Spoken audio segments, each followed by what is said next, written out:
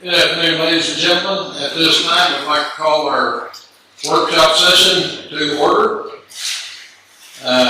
First item up is discussion regarding the status of Lampasas Municipal Airport during the solar eclipse event. Chris Haggard.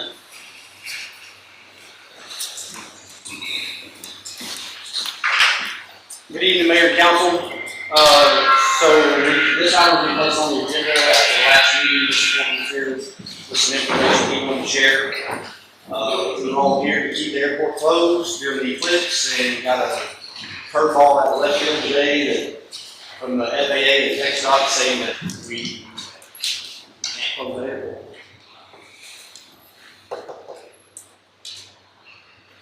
Why were you wanting to close it in the first place? Public safety. So it's completely unmanned. There's no staffing available for it. There's no fuel available. There's no tie-down space available. There's nothing there. We've got the little pilot signs there has one toilet with probably a tiny septic system that cannot handle. I mean, they didn't even spare it. We have 4 or 5 scheduled to be up there. We do 5. Is it allowed to mark the pilot signs so that they don't overflow our septic? Well, I'm going to. When you say close the airport, can you describe what that actually means? It means that's it. It's closed. The gate's There's locked. no landing. No landing, no taking off, no nothing. Gate is open, closed. There's No, we would. public access to the airport is available. No. It wouldn't be accessible at all. And in this case, with the requirement that it has to be open, what does that mean?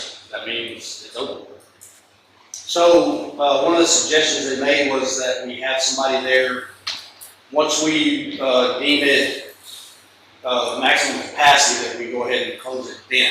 We don't have staffing out there. We're not air traffic control. We can't land and direct aircraft. So I don't know what maximum capacity we can be. What is it, 25 planes, 200? I don't know. We're already there. Huh? We're already there. We are there. We don't have fuel. We don't have staffing. We don't have. They called me off hard. I thought I ran all the traps I could run. I got the right answers from everybody at FAA. 9 different people, to be specific, and every one of them told me we were well within our rights to close that airport. And now today we just say it would basically negatively affect our federal funding. In what capacity? I don't know. This is under the umbrella of grant assurances. And I think Council's probably aware that we received a fair amount of grant funding for projects, hangars, lighting upgrades we just did recently, ramp improvements. And one of those grant assurances, it said could be violated if we were to shut the airport down. My concern, just like Chris's, is if we have an accident out there, it may be next to impossible to get resources out there. And I think based on what we've heard at the last town hall, our resources are spread somewhat thin. We need to make sure that we take care of our citizens and our residents here. Does that mean that we need to reconfigure our resources if that's the case? I don't know that we have that capability. I think that we're spread thin enough already. That as far as our department, I don't know about other departments. Who's responsible if an accident happens like that? City? Depends on the circumstances. In my opinion, An idiot drives on the tarmac and the plane tries to land. What do we do? We don't have any control over that. We don't have the resources to deal with that. That certainly happens in a situation like this. Sure. In my opinion, I'm just going to say it, I've given TxDOT and FAA all the risks that I can to try to prove that there's ample reason to close this thing. I would think the responsibility should be on them if something happens. I've done my due diligence to try to get it closed, council has. So basically, kind of the way I understand it, the federal government's dictating what we can and we can't do with our public safety, is that correct? So, as far as federal funding goes, yes. And this is a one-time event in X number of years. What days are we trying to close it? From Saturday to Tuesday morning, I believe. Let's go about setting up some kind of barricade so if the gates do go open or if someone gets in the gate, can't go in there, but at least people can man it if they. The other issue is, so we expect traffic to be backed up all the way out the highway, right? Bar ditches, highway, gridlock, whatever. Somebody pulls up to that gate from the inside, those gates are gonna open. And my fear is all these people sit on the highway, we go, oh, look at that big parking space. I don't know. How does the disaster declaration that may or may not happen, how does that factor in on opening and closing the airport? Well, it states in the email that we got that if that declaration is in place, that gives you the right to close your airport. And I put that in our email. I did. I gave them all the information I could. Could we hear from one of our first responders talk to this, Joe? I'd just kind of like to get your feedback on it. If there is an accident at the airport, we will respond to that. It's city property, and it's our responsibility. As far as responding the day of the eclipse, traffic's gonna dictate how quickly our response is.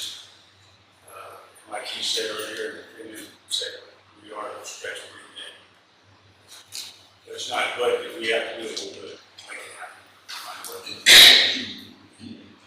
And it's also my understanding that all the other communities that we can pull some resources from, they're They're the same. And there are other airports that are known to closed already and partially closed. I don't know if they're getting the same feedback from the FAA that we are, but you can go on the list right now and see that there's several of them that are closed. The ones that are open or only partially closed are fully staffed airports. We've got airport managers and ground sweepers and some of them that hired the coordinators. In regards to the list of airports that we have we talked to anybody? Do we know? Sorry, I didn't hear you. In regards to the list of airports that we have that are supposedly closing, do we know? Yeah, I've personally spoken with them, And but not today, so I don't know if they've heard anything since last week. This just came in today.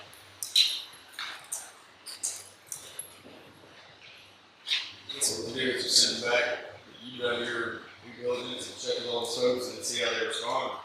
I mean, if we say that it's open and we lose any potentially lose any kind of federal funding down the road, another bad road to go down.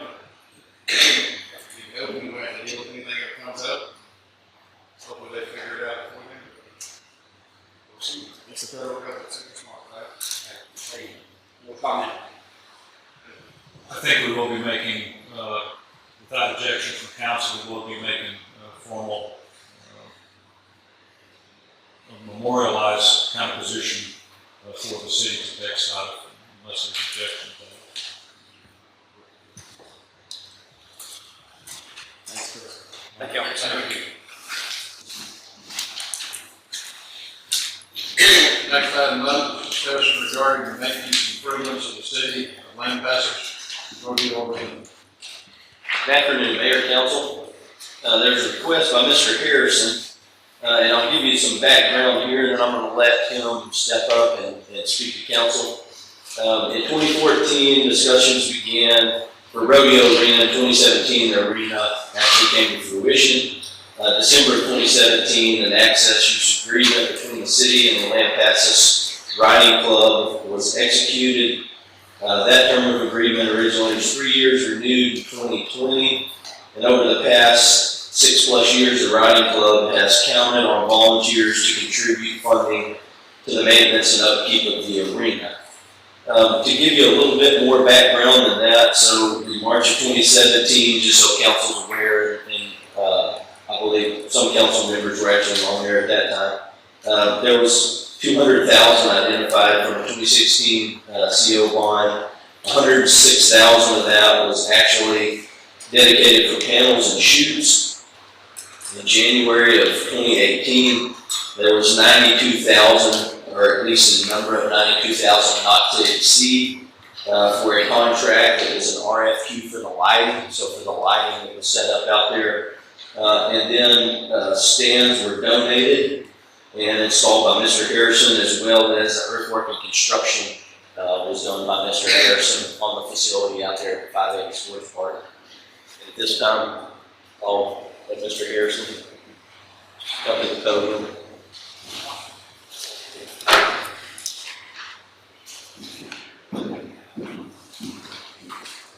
There we go.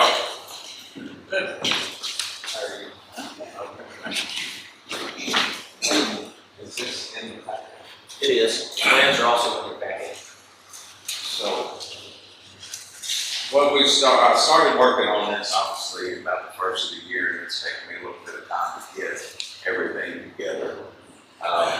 One of the things that we looked at with the riding club and speaking with the chamber is the actual use of this arena. What has it actually been doing the last 6 or 7 years? The riding club actively, and they can speak for a better number, have X amount of events during the year that they have their events that are held there. In conjunction with that, annually we have a CPRA rodeo that's held here every year. With that, I believe there's also a junior rodeo that shows up once or twice a year for this facility. A group of us have kind of got together and showed some interest in trying to figure out how to really utilize this facility for the city and what we could actually do and bring for the city. With the riding club, and to no fault of their own as far as trying to get volunteers to do this or that or funding is pretty tough to come up with, especially if you're having a small event that's really a family-oriented deal that doesn't generate a lot of money. We recently have formed a County of Lampasas Rodeo Association. With that, we tried to form a Lampasas County Rodeo Association, but we found that when it ended, I believe in 2000, statute of the law to get the group back together, we had to have 4 city board members. They ain't quite here anymore, so we couldn't do that. We started a new deal. We did, as of Friday, have our 501(c) good to go. We'll file with the state, and we are official. On that board is myself, Wayne Brooks, Richard Andrews, and Alexis Thompson that's here.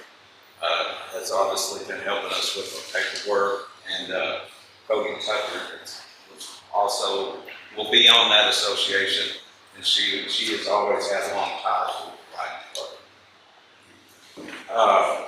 Getting to the skinny of it, I've got with Matt, that is the producer. He's not the stock contractor, he's actually the producer, announcer for the pre-op rodeo. And I also got with Wayne Brooks, who y'all aren't all aware, travels all over the country and Canada producing and announcing rodeos professionally. Got with them to see what can we actually do, what do we need to do to market this arena. And he said, first and foremost, we have to have somewhere to announce. We can't do it in a dilapidated shed sitting up on blocks. You can't produce, you can't have your judges there, you can't have your rodeo secretaries. I mean, it's a place for business. So collectively, we started coming up with these plans. I hired an architect to start designing them. Thought we had something really good, sent it to the engineering, and found out that it got out of control real quick. As far as what we thought was good enough for steel structure, it wasn't. So we ended up with the final plans that we have now. In my hand in hand with this is just, as far as any of the regular update maintenance that's involved in this. The one issue that we've had since last year is the sand. It's an open arena. When it rains, water goes out the arena, so does the sand. It's got to come back in, and it's not something that you reclaim to bring back in. You have to haul in new. The sand's really thin. We need at least in that 6 to 8 inches of compact sand in there. Most of my measurements as I walked through the arena came back at about 3.5 inches on an average. It's not enough. Some of these people ride horses that cost more than our houses that we live in, and they're not going to go in there. So the plan long term for us that I see is we have this association built. We need to bring in, of course, the sand that needs to be graded and water controlled and packed in place. But we also need this announcer's booth in order to function and to have productions at this arena. I put in there's not to exceed 50,000. If I break down the real numbers to this, on the labor of the sand to blade, water, and roll, you're looking at about $93.75. You got to add 25 more loads of sand to that. You're looking at about $68.75, which is a grand total of $16,250. The piers in this project run about $3,000 or so. They're 8 foot deep, 18-inch holes, caged with weld plates. And then the best bids that we've received are sitting around $42,500. So roughly you're looking at about $61,509. I put in there not to exceed 50,000 because like any project, and I did it while I was on the dikes, I think should be a partnership between whatever group's wanting something and the city. I don't think the city should bear the entire cost. So with this, I'm trying to look at if we've got about in that $15,000 to $20,000 range, if we can give $40,000 to $45,000 towards this project. As far as identifying funds, not knowing solely what all's going on with hot funding or anything else, to me this would be a perfect hot fund request. Basically because it's not for the riding club, it's not for our local people that use the arena. This is solely to bring outside help and outside producers into town to produce shows, be it a rodeo, a roping, a rough stock event, barrel racing, etc. I spoke to Wayne Great Links. He couldn't be here tonight. He's still recovering from Rodeo Austin, where he's been the last 2 weeks. Initially going forward, we would like to look at having the Riata Rodeo, which is a CPR sanctioned event, like a ranch rodeo, a couple junior rodeos. We'd like to see if we can get a stop for the Texas rodeo, high school rodeo. But there's also a bunch of other events that we could have between team ropings, county ropings, to barrel racing. None of those people are going to come here in the condition that rodeo arena sits right now. They're just not. And as far as I know, Melissa's here with the chamber, and Cody and Lance are here with the riding club. They'll tell you as far as anyone stepping up with the funding and the donations, besides probably me, the interest isn't there. I will say with the association that we put forward with myself and the people that I named, that we've already got people calling us. We've got producers calling us and contractors calling us, stock contractors to have events. Questions, comments, concerns? This kind of bleeds into the next topic on the deal. I don't know if we wanted to combine the two or keep it separate, or. Mr. Harrison, how many events kind of would be a proposal or kind of a goal shoot part on a yearly basis that you guys are thinking of? So that's one of the conversations I had with Wayne. And Wayne Brooks is just gonna know a lot more than I do. I mean, this is what he does for a living. You know, like I said, if we could have 5 to 6, 7 events a year, I think that's great. And he said, there's no reason not to have 20, 25 events there. Now, they're not gonna be 3-day, 4-day, full blown out rodeos, but to have actual events that rent this arena, that produce money, that's, What would be the revenue off of one event? I think it depends on what you have. And I know that's pretty broad, but I mean, if you got a full-blown rodeo, I mean, does it at the end of the day, a 3-day event profit, you know, after all expenses are paid, does it profit 10,000, 12,000? Let's look at it a little different way. Say, for instance, if they profit $10,000, how much of that money would come back into the city? Well, that's where, kind of alluding to the next item on the workshop. One, I would like to look at this contract that's up. It's not signed with the right club right now. We're in a position as an association to take it over fully. With that, as far as, I believe the language in it is written for a 3-year contract, and I don't really care for that. I'd like to do a 12-month to see what we can do in a year, to see exactly how many events we can get coming in a year. And then revisit it a year after, you know, that, and see exactly what we produce and what it can do. I know it's kind of open-ended, but you got to start somewhere with it. And a lot of it too isn't just what we bring in the ticket sales or the contestants or that. It's, if we bring X amount of people into town, through town, some of them are going to stop.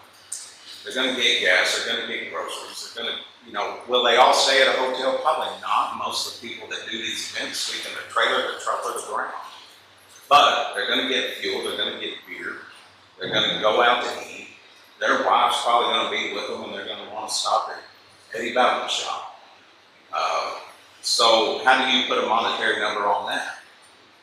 To me, it's somewhat easy because at least we're bringing people to town.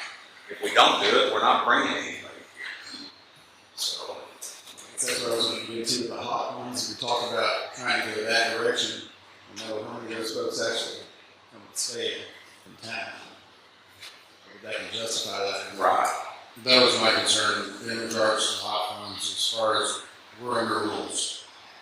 And No, I'm fully aware of I that. know you're aware of it.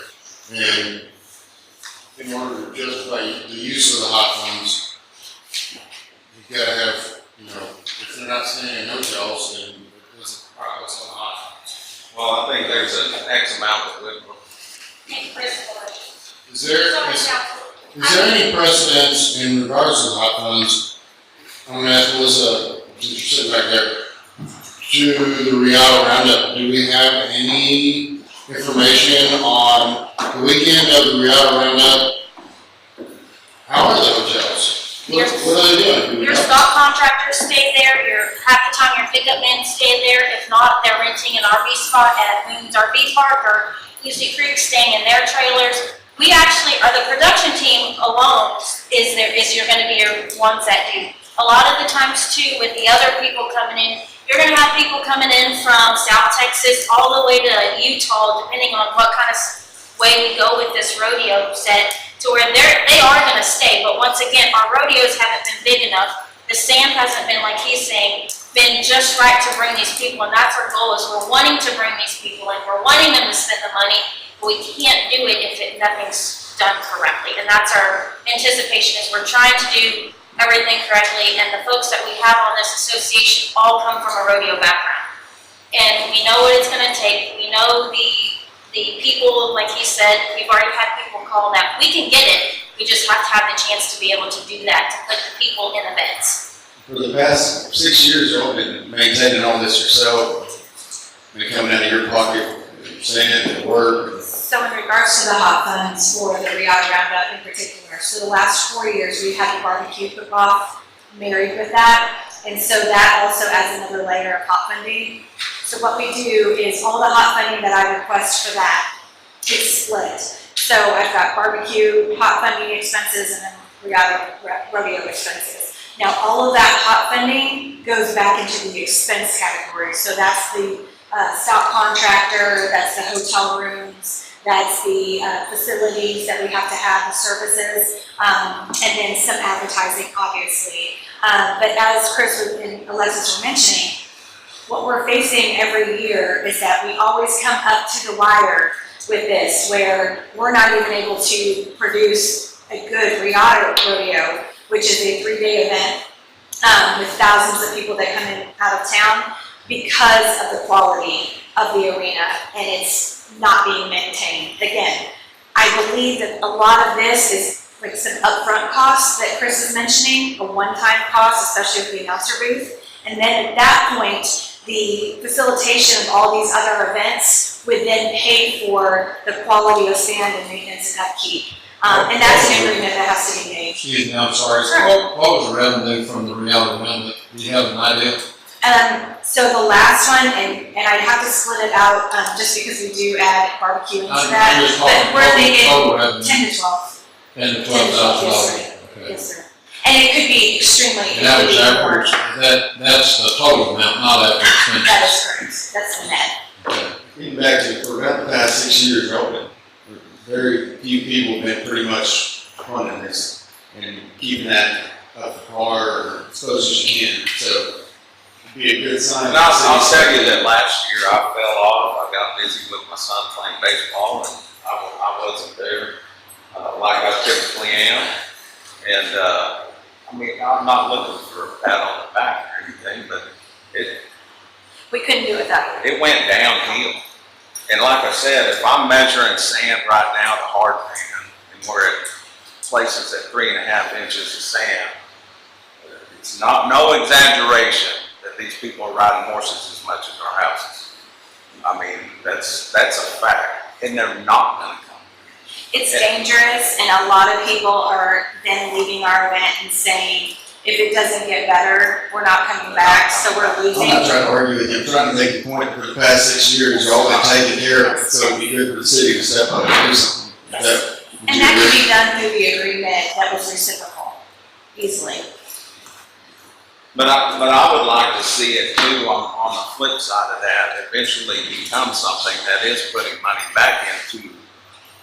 But I also want to see it put money back into its because just like I said, you know, and I'll pick on Becky, but she was shocked that the stands weren't provided by the city. Well, it got to a point and it was like, well, they can have lawn chairs. You can't have that facility with lawn chairs. And I think eventually there will be needs for that, but everything, just like any project, can also be phased. This right here in the groundwork would help us start making production and having shows that are here. I think eventually down the road you could look at, you know, additional, maybe fencing.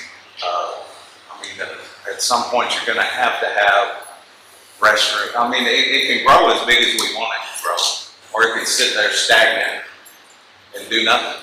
So, Okay, great stuff, maybe it's time to facilitate that.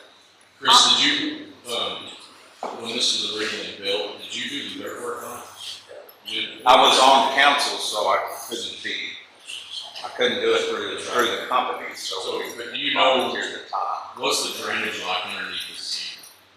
What's the drainage like? It's hard. It's very compact. When we put it in just like anything else.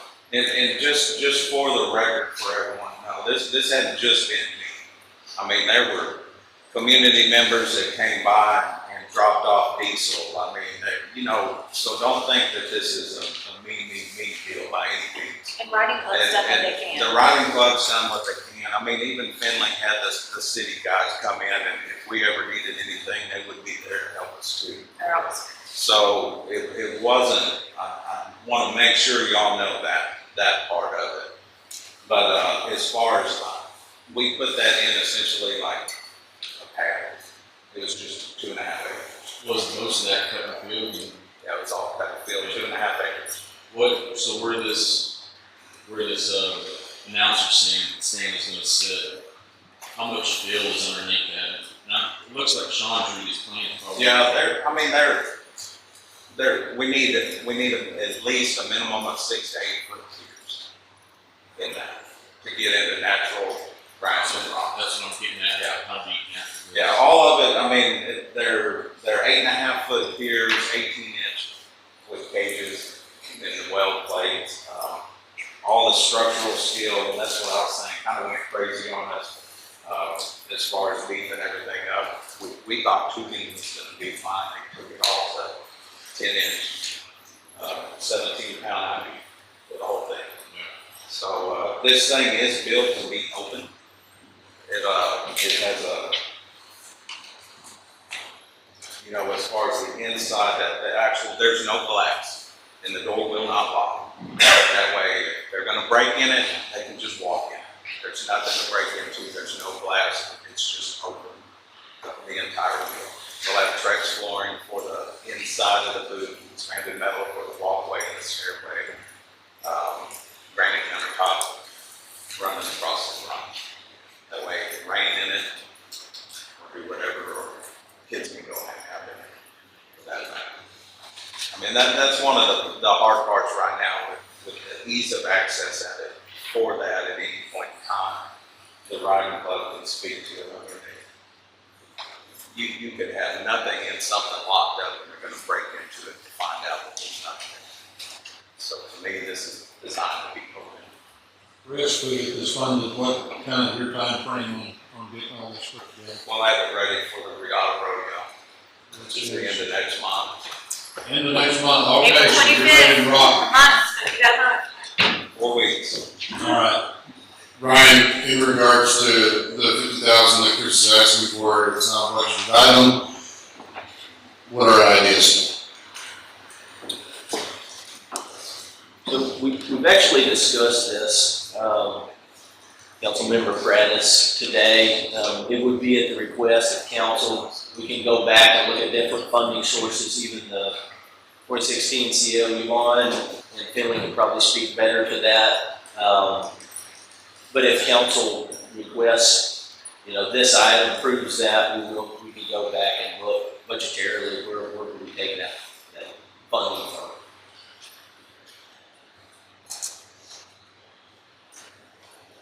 Any other questions?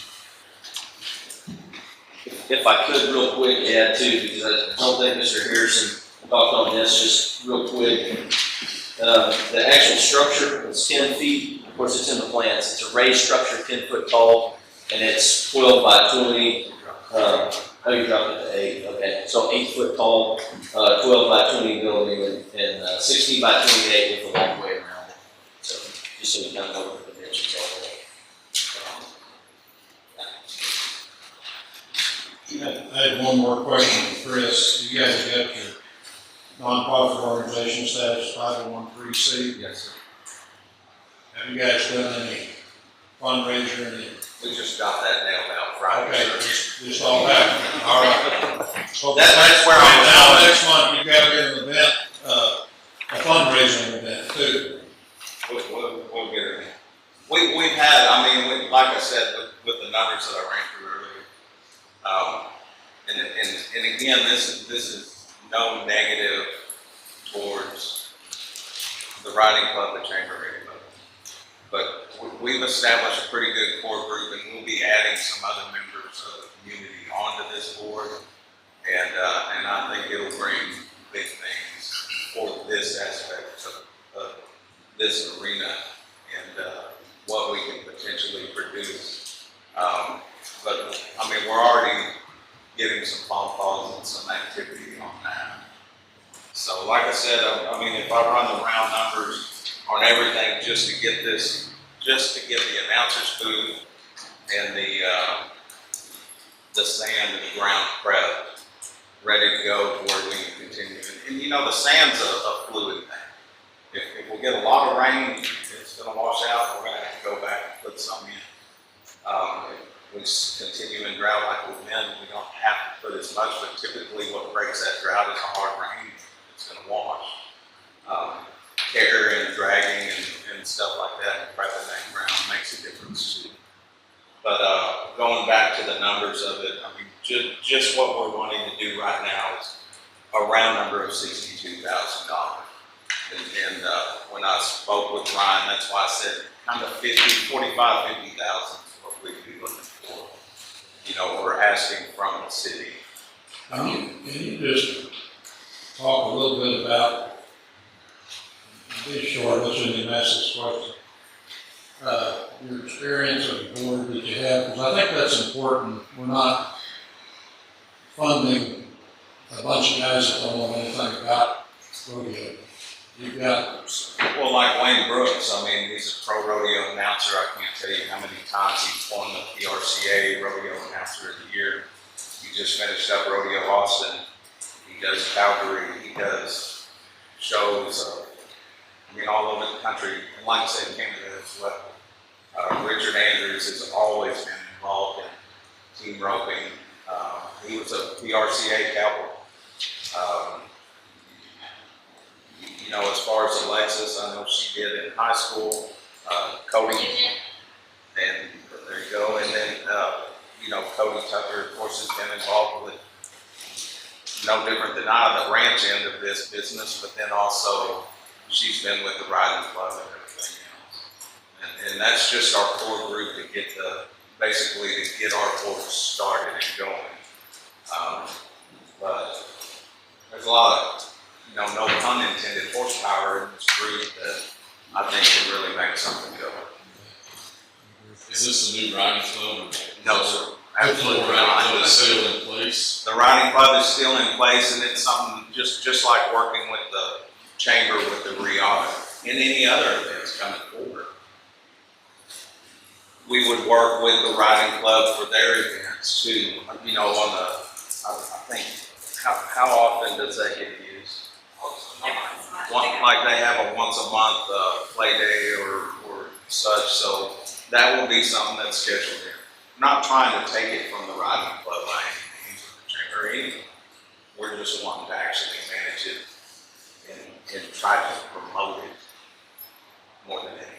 But that was my question. Are we gonna merge? Is that your idea with the riding club? No. Or is it gonna be Just two separate standalone. organizations? Okay. We will handle anything that has to do with, that's where I was jumping ahead on the deal as far as the open agreement. Talk more about it. Y'all wanna move it? Let's just not, go ahead and Just knock it out. go ahead with it.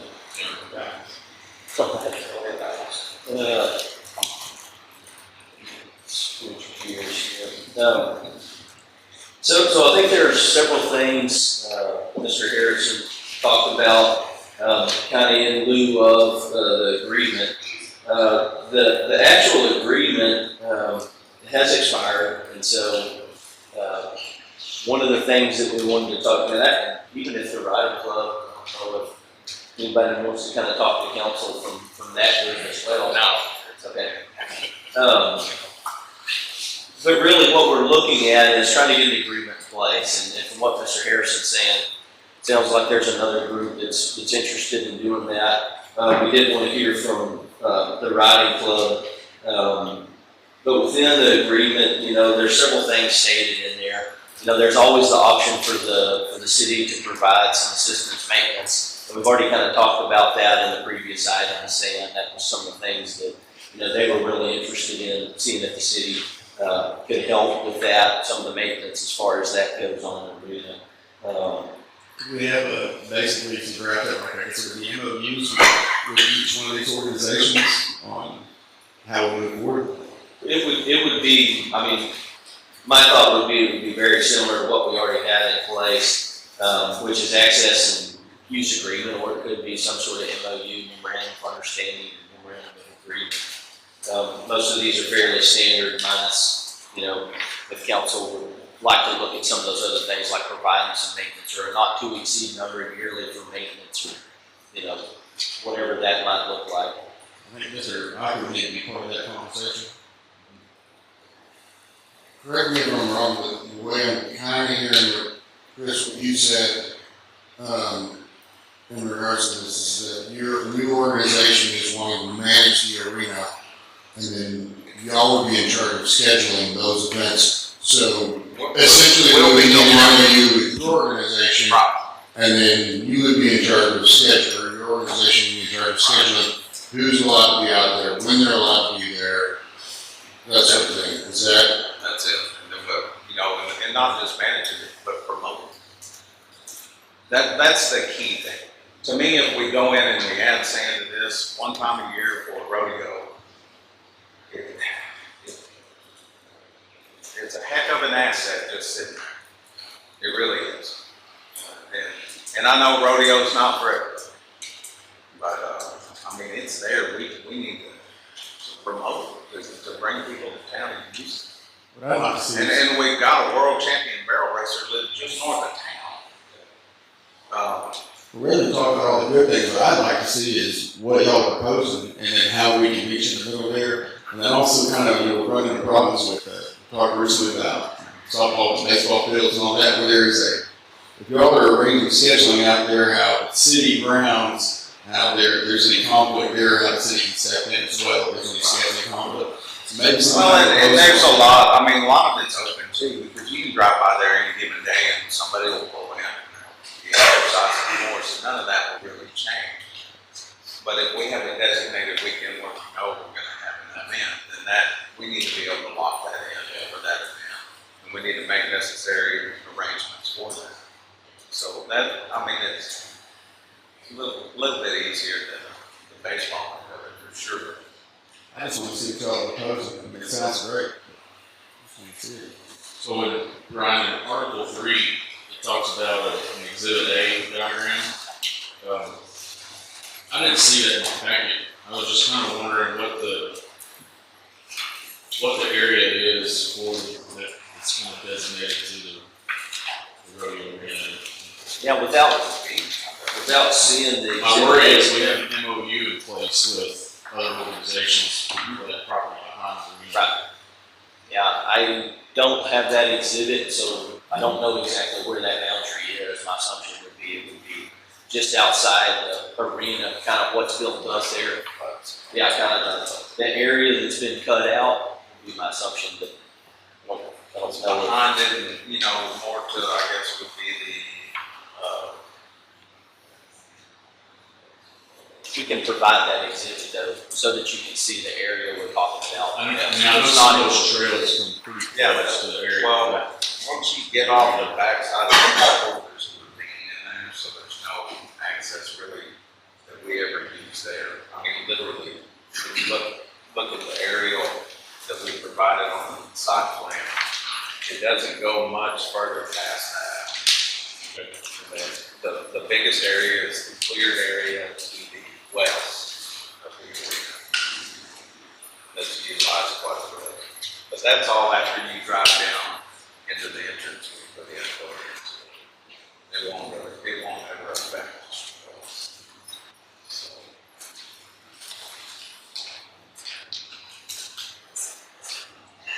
Anyone else? Thank you.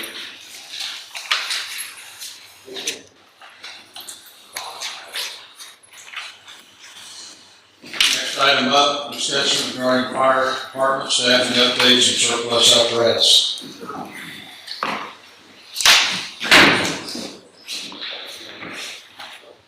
Mayor and council, I won't be up here long. I'll turn it over to Chief Adams and Deputy Chief Davis.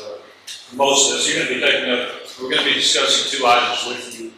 One is related to a request we received from the Lampasas High School Counseling Center, and the other is a request we received from the Emergency Services Program for the high school related to potential future surplus status of Engine 1. And I think as the as Chief, Deputy Chief can explain, but I think our summary statement kind of sums that up until such time, maybe well into the future, that we have adequate backup and have no longer any use for engine one, then you may at that time consider it, but certainly given our recommendation, consider it at this time. The other item that we wanted to talk to you about, and I've kind of put back in the lap of Joe and Tim, is the staffing structure of the FD. It was reported to you fairly early on within the last 3 or 4 meetings that we were going to take some time to take a look at FD, take a look at the organizational structure, not necessarily pull any triggers on advertising for a new chief, and as well as we lost 2 admin, or 2 deputy chiefs as well. And I think the result of that is explained better by fire department personnel, is that we would rather take a look at what we can save in downstairs salaries and put them upstairs. In other words, can we get a 4th person on each shift, which was the case not too terribly long ago. Joe's prepared some information related to what that really means in terms of an additional person on an engine, as well as kind of what the math works out to in terms of the amount that we would have to make up in the event we did go to 3 new FTEs, 3 shifts, so 1 new FTE on that. Does that set you guys up? Yes, sir. Okay, I'll step aside.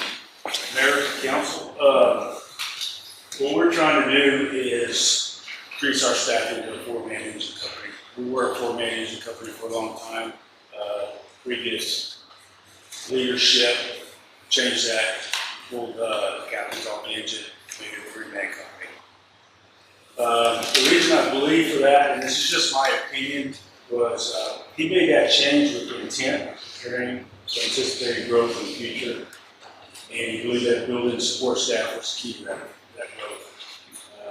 What we've come to find out is that 4-man engine company is essentially critical to meeting an operational needs by fire department. We're not doing that now. There's several studies out there and several reasons for us to go to a 4-man engine company. Basically, current staffing model is inadequate to safely and effectively perform the required maintenance today. Operations that we have to.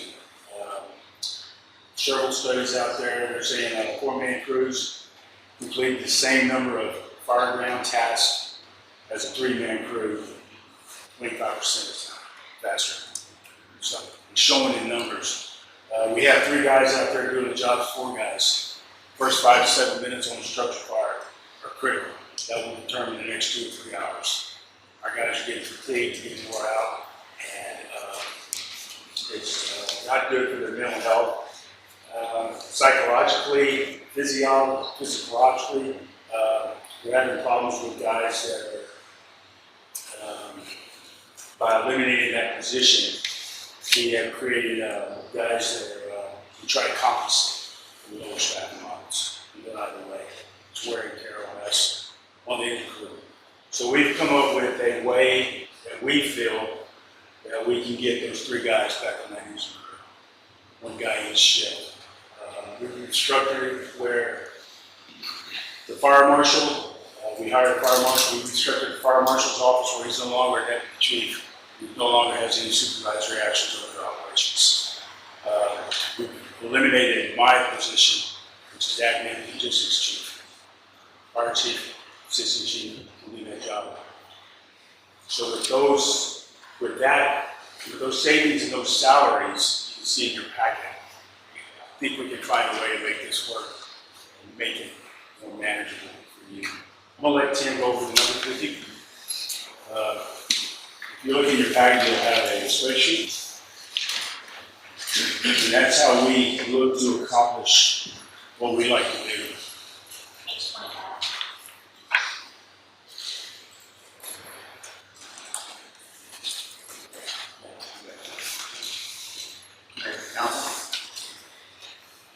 So at the moment, a deputy chief salary and with benefits is $98,896. If we stay with the same staffing model that we currently have and we hire another deputy chief, to put 3 firefighters back on the truck where we need them, it's gonna cost the city $215,694. With what Chief Adams just explained is we want to eliminate that deputy chief position. At the time, there's not a need for that position in our organization. So if we take that position out, the total cost to the city for those same 3 firefighters at $215,000 is going to cost $116,000. So we've taken almost $100,000 off of the cost of hiring 3 firefighters. And that's where we need them the most. The way we run now is we do have a volunteer department. We're a combination department, and we do have volunteers. During the day, you don't get much of a response. Nights and weekends, it's hit or miss of what you're going to get. Right now, with 3 guys on that engine, we rely on other departments to come into our city and help us. So we call out for Lampasas, we call out for Kemner. Adamsville would be the closest paid staff departments to us is Barnett and Copper's Cove. You're looking at a 25 to 30 minute response time from either one of those departments to get into our city. On a house fire, that's a long time. With those 4 guys on the engine, we have a lot better chance, less fatigue, just more boots on the ground. In return for their services coming into our city and helping us, we also have to help them. We've got to scratch each other's backs. So there's times where we've got to send our personnel outside the city to assist the volunteers. Right now with 3-man staffing, we're having to send all 3 of them outside the city, which means the city. Under this staffing model, we can afford to send 2 guys outside the city and leave 2 guys here if anything should happen within the city. And eventually, as the city grows, more staffing will be needed, but right now this is what we need.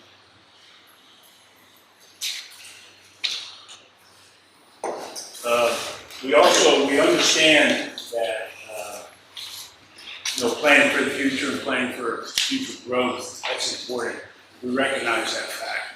But right now, we feel like we're sacrificing now for the future. We need guys now. I mean, we're still going to provide the level of services you come to expect with 3 guys. With 4 guys, it makes it safer all the way around, more efficient and everything. So, if you have any questions, please. So we're hire 3 firefighters? I'm sorry. 3? Yes, sir. We run a 48, 96-hour shift now. We're running 3 guys on shift. So we'd have to hire 3 guys and put 1 guy on each shift, and that gives 4-man engine crew. Staff 24/7, 365. With your current budget and changes to staff, how many could we hire tomorrow? How many could we hire tomorrow? No. We could hire. Well, We made the changes. We could hire 1 with a $26,000 surplus. Yes. Okay. We could hire 2 right now, and it would cost the city $45,100. Council, I might also mention, we have not scrubbed the budget on this. We know that there, I think council may remember some of the insurance revenue that we received in the past that we've gotten away from. I think that's something I've asked Deputy Chief Davis and Chief Adams to take a look at. Let's revisit that to see if there's any revenue that we can capture to offset some of these costs. The 116 does not represent the change in a ranked position versus an unranked position for the fire marshal. So there's still some savings there. The other thing that we talked about is what we'd like to do is take the opportunity over the next 20 or 30 days before we come back to the next meeting to scrub our budget and see how far down of that 116 we can come. And I think if I was in your shoes, if you could get it somewhere, a reasonable investment for what the payoff would be, then I think that's something I'm sure as council consider, and I think we can get that number down based on a mid-year look at our budget.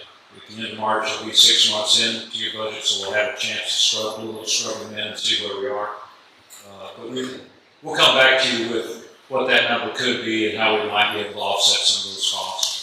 Y'all two are taking on more responsibility again and making a sacrifice there, y'all two personally, by eliminating this other position to try to help some of this cost. Exactly. People here in town and help our current guys over there. Yeah, I'm the admin chief now, so we'd be doing away with my position. So, depending on how it goes, I won't have a position. But if we can get those extra guy on the engine, then I'm gonna do it. They are the core of the fire department. Those are the guys that you see, and they do an outstanding job. Anything that I can do, or we can do collectively, I want to do it without all stops. I appreciate your work on this, guys. It's important. Thank you so much. We want to talk a little bit about engineering.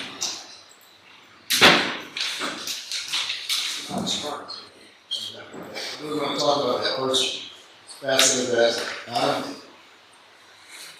With the request. Yes. You're looking, I mean, I would keep it in the house. Absolutely, absolutely. Yeah.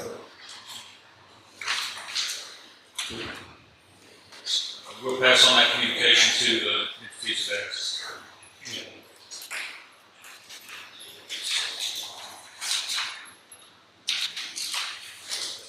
Item number 6, discussion and recap of Solar Cliffs Town Hall held on March 20th, 2024. Mayor and Council, I'll probably avoid a recap, but certainly wanted to let you know that we put this on the agenda. To get any comments from you, I think just about all of you were here, maybe Zach perhaps missed it, but were there any questions, anything we missed, anything that we need to follow up in terms of public communication? We're now 14 days away, and that's the only reason this is on the workshop agenda. So I had a few people reach out to me recently about the road closures in Key. Yes. Is there any way we can, maybe put that radiogram newspaper? I mean, I know y'all put it on Facebook, probably in the website, but I think there's a lot of elderly people that still don't know where the roads are closed. Right, and I think the example of people coming in on Monday to get their feed, that they may not even have a clue as well. But Ross has actually, I ran into Ross at City Hall today, and he was putting out handbills that also included the road closure information. It's road closures and also the public, just a public statement kind of thing. It's back here in the back, but it was, don't look like a copy. But I was going around to businesses, all day today. I got about 100 today, and I've still got about 100 more to do tomorrow. So trying to get to everybody. It just takes a little bit. We can certainly also see if the dispatch should push that out as well, or any other media outlets. Absolutely. Now, one question I had, if any of the people have been asking me about is NextLink internet, is that going to be affected or proposed affected by, because a lot of homes will run off Wi-Fi, and so HVAC system, et cetera. So, I cannot speak for NextLink or their ability to provide service during that time. We have certainly counseled people that bandwidth would be stretched, keep some cash on you in the event that they can't process credit cards, let alone the stuff you're talking about. But we can visit with them, but I certainly can't speak for them. You had mentioned that y'all had secured some bandwidth and key people. Right. Is that mostly first responders? Or? Public safety, and I'll maybe defer to Monica on that question in terms of the excess of the bandwidth for public first responders or. Right, so that's priority access for public responders primarily. Anything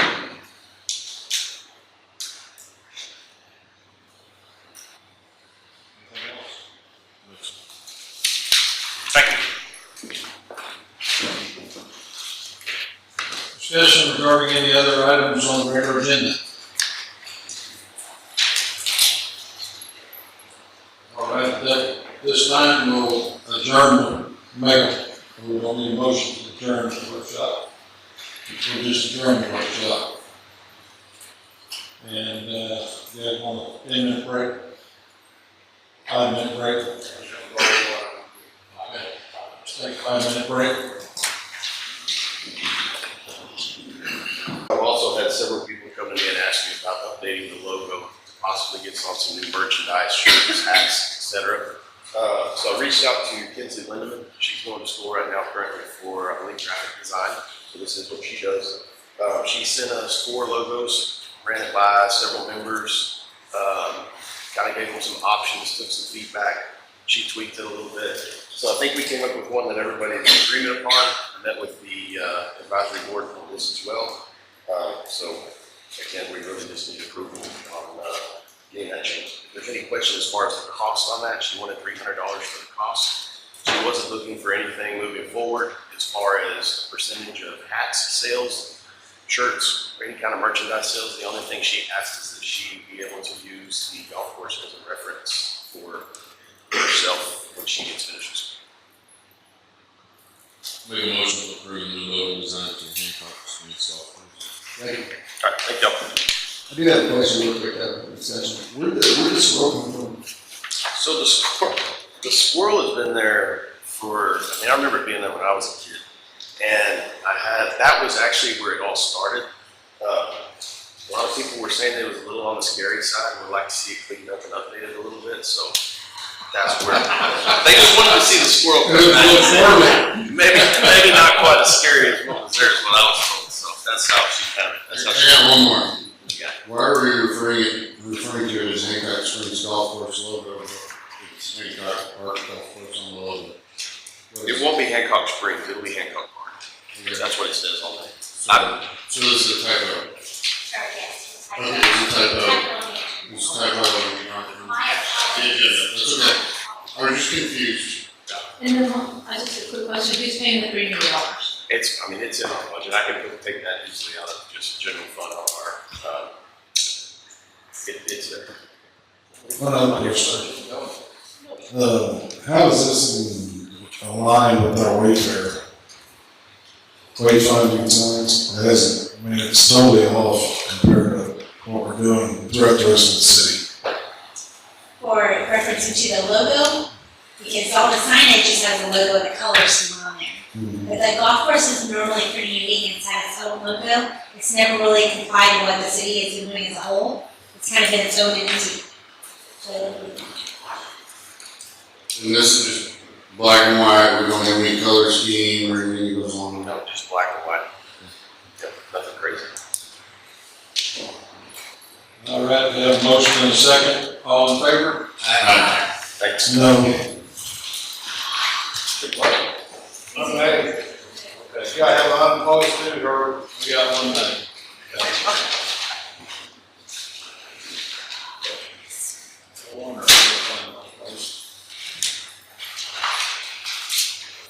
All right, at this time we will adjourn into executive session to receive and evaluate financial information received from business prospect.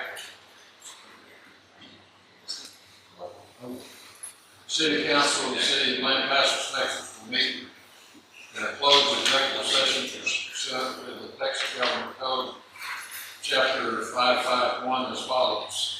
Section 551087, economic development to receive and evaluate financial information received from a business prospect to discuss the same and or deliberate regarding commercial or financial information that the city has received from a business prospect that the city seeks to have locate, stay, or expanding in near the city, but the city conduct an economic development negotiation to deliberate and offer of any financial or other incentives to any business prospect described above.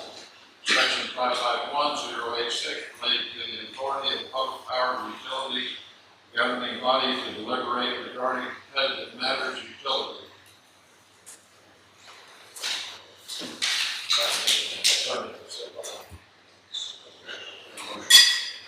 a motion. Make a motion to adjourn to executive session. Second. All in favor? Aye. Current council, I'd ask that the assistant city manager be included in the executive session without objection. No action, no movement coming out of, executive session this evening. Good session though, Motion to adjourn. thank you. All in favor? Aye.